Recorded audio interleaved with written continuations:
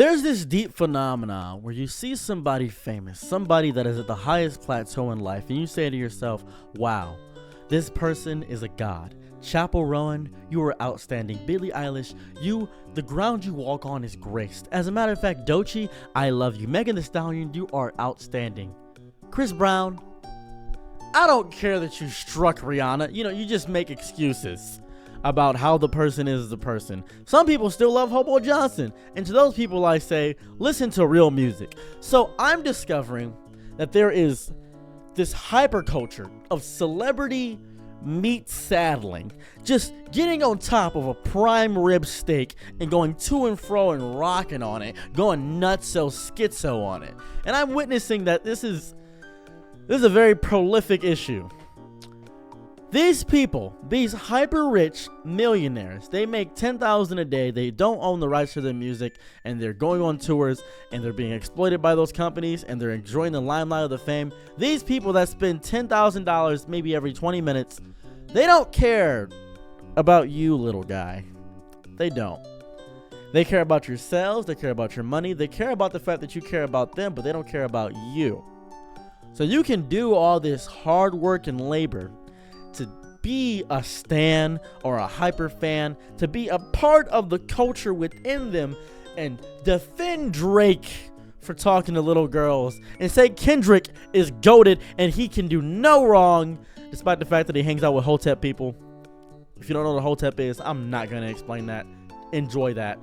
You can do all this hard, heavy-handed labor for these slave masters all you want to. You could. I don't care. You could.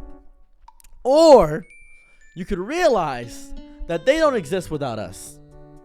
Celebrities, you meat rightos, do not exist without us. We are the exact reason they are here. Same way I don't exist without you, my audience, is the same way that these celebrities have no credence, have no ability to exist without you. I took my friend to an Ariana Grande meetup. And I'm thinking they're going to be very normal and civil about this. He faints upon getting right in front of her face, and I had to grab him so he didn't pass out. Now I'm thinking maybe it's because I had the heat blasted at 95 miles and 95 degrees on a summer day. Maybe that was the reason. But no, he enjoyed the heat and he had a lot of water. It may have been the heat. But I was doing that because he wouldn't stop talking about Ariana Grande. I needed his lips to get chapped so we could stop talking about Ariana. That may have been my fault. That partially may have been my fault. But the point still stands that he was a baby and he passed out. Need to have some context. Didn't want you to think that he's just passing out upon people. However, some people do pass out. Some people do pass out upon seeing their favorite celebrity. They just stagger. I remember there was this famous moment where Michael Jackson just and someone died. Someone just passed away. Someone just died in the staying audience. That's a crazy feat. His KD is nuts. That's crazy. A touchless death? Chris Benoit could learn something from that. That's insane work. That's crazy. Psychotic moves. I think to myself, whoa. I want that kind of power. I do crave that kind of power. I do crave the ability to just look at somebody, and they pass away.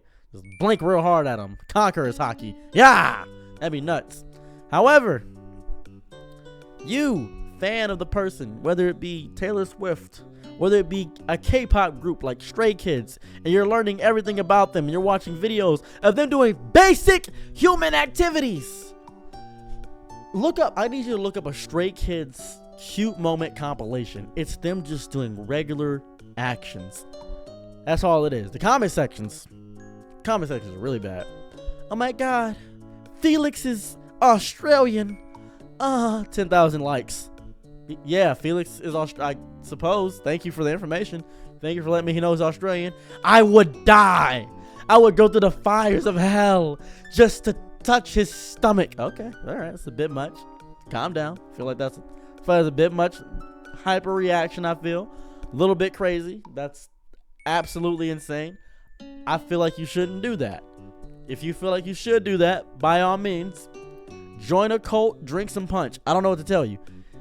It's these people that have this hyper obsession with celebrities that scare me so much. It's such a scary phenomenon. It's a scary phenom. One might say scary phenomenon. Because I want to speak to these people. I want to have a conversation with what they are and meet them in the middle and try to see where their brain leaves their form of reasoning so I can understand and coalesce within their soul of how they operate as human beings. That'd be great. That'd be great. I would love that. I would love that to see and understand why it happens. But I think I understand it now. I understand that they're probably lonely. They don't have friends, and they don't have a good role model in life. And they see this person that's at the top of the world, at the peak, somebody that's untouchable, and they can feel like a part of something greater. Same reason why you join a YouTuber group and, oh, we're Greg, or we're a collective, or fist bump, bro. Those people, that parasocialness is what people crave deeply. And it's getting a little out of hand. It's getting deeply, deeply out of hand to the point where it scares me that people exist like this.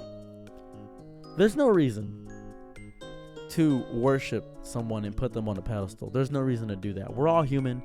We all bleed the same blood. We're all the same on a very base level. You can become just as powerful and popular as the people that you worship. You could. You really could.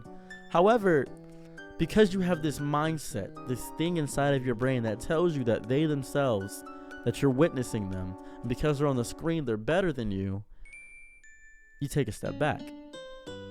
You don't have to do that.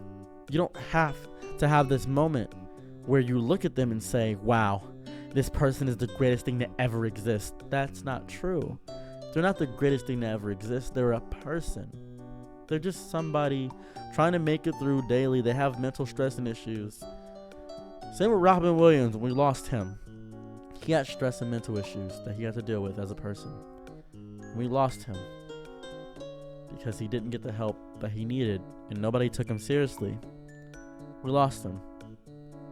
We don't take people seriously in these moments. And we have people that are hyper obsessed with them and they think they know these people and it scares them. Do you think for a moment, if you are hyper obsessed with somebody, they want to meet you, or they want to be friends with you, what happens if you meet them and they faint? You meet them and you faint. Get my words mixed up. Wouldn't that be horrifying for both parties involved? The meat riding has got to stop. And I need you to take a seat when I say this. I said it earlier, but I really need you to really understand what I mean by this. They would never care if anything bad happened to you. They would never care if anything bad ever happened to you. You are not a passing glance or even a small thought in their lives. And you waste so much time trying to understand them and be a part of what they are. Care about yourself. Because they don't care about you.